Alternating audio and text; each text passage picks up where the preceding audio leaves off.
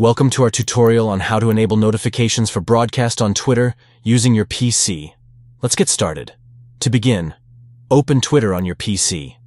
Then, click on your profile picture located in the top right corner of the screen. From the drop-down menu, select Settings and Privacy.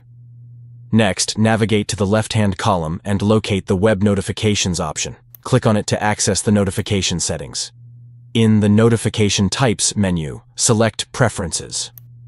This will allow you to customize the types of notifications you wish to receive. Now find and click on Push Notifications. This step is crucial for ensuring you receive timely updates. To enable broadcast notifications specifically, scroll down and locate From Twitter. Check the box next to Broadcast. Finally, don't forget to save your changes by clicking the Save Changes button at the bottom of the page. By following these simple steps, you can stay informed and never miss important broadcast notifications on Twitter. Happy broadcasting!